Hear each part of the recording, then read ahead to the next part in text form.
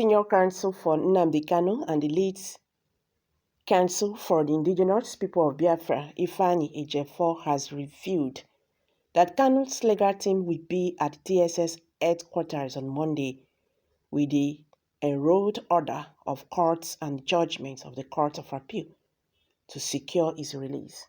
This comes 72 hours after Kanu was discharged and acquitted by the Abuja Division of the Court of Appeal. But the federal government has yet to release him. While citing legal authorities, Ejiofor said the freedom of Nnamdi Kanu, which was his fundamental and constitutionally guaranteed right, could not be stayed. Should the government and its security agencies refuse to release Kanu, he said far-reaching extant legal remedies, including reporting Nigeria to international agencies, will be activated to ensure immediate compliance with the court order. Ejiofor said this in an interview with The Punch in Abuja. The Punch reported that the Court of Appeal Abuja Division had on Thursday freed Nnamdi Kanu of the terrorism and treasonable felony charges preferred against him by the federal government of Nigeria. The three-member panel of justice of the appellate court had, in the judgment, set aside the judgment of the Federal High Court, Abuja, which quashed 8 of 15 counts charged preferred against Nnamdi Kanu. The appellate court, in the unanimous judgment delivered by Judge Oluoton Koji, declared an illegal and unlawful the abduction of Kanu from Kenya to Nigeria and quashed the entire 7 charges retained by the trial court against him on the ground that the federal government breached all local and international laws in the forceful rendition of Kanu to Nigeria, thereby making the terrorism charges against him incompetent and unlawful. But Ejiofor, who expressed optimism that Kanu would be out of prison today, Monday, advised the president, Major General Muhammadu Buhari, retired, to do the needful by obeying the court order. He said, "It has been my position that the federal government has a right to appeal to the Supreme Court, which is a constitutionally guaranteed right.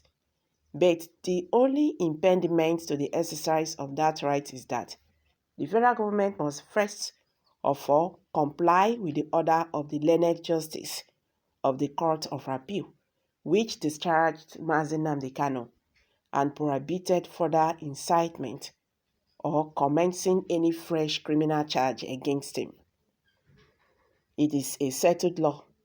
He has been held by the Supreme Court in plethora of cases, including the Appeals Court's decision in the case of Chukwuemeka Odumegwu Ojukwu versus Lagos State Government, that an appellate will not be in contempt of an order of a lower court and approach the Supreme Court in search of equitable remedies to stay execution.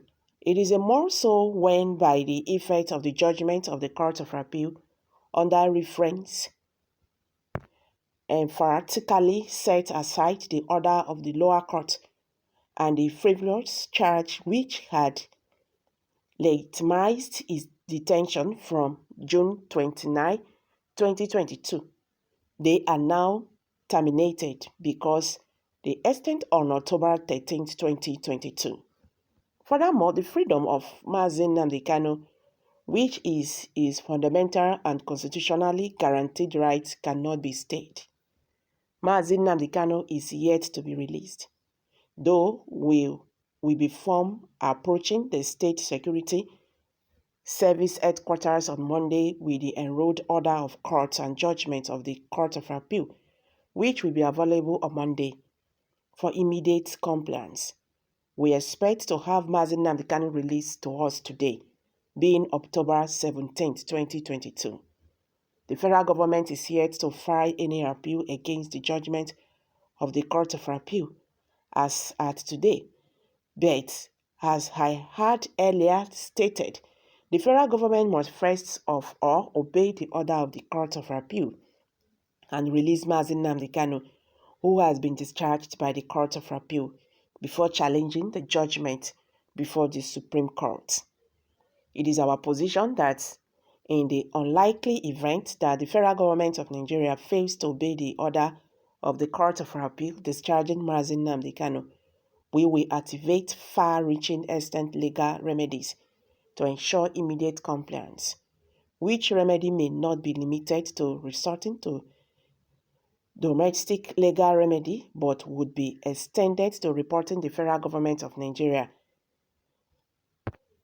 heinous conduct before the relevant international agencies, foreign institutions, and governments. Other legal remedies available to us would not be disclosed here. President Muhammadu Buhari had said on various occasions that he would not interfere with the judiciary process and that it is the court that would set Mazi Nnamdi Kanu free. The Court of Appeal has set Mazi Nnamdi Kanu free. It is now time for President Muhammadu Buhari to keep to his word and ensure that Mazi Nnamdi Kanu is released without any further ado. While setting Kanu free, the appellate court agreed with counsel for the IPOB leader, Dr. Mike Ozekome-San, that Kanu was illegally adopted and extraordinary rendition from Kenya to Nigeria against both international and local laws. By the legal abduction and extraordinary rendition of the appellant, there was a clear violation by the respondent to international treaties, conventions, as well as the African Charter on Human and People's Rights, the court held. The appellate court said that the federal government of Nigeria, having flagrantly breached the fundamental rights of Kanu, lost the legal right to put him on trial, adding also that laws were made to be obeyed and that the federal government had no reason to have taken laws into her own hands in the illegal and unlawful way the matter of Kanu was handled.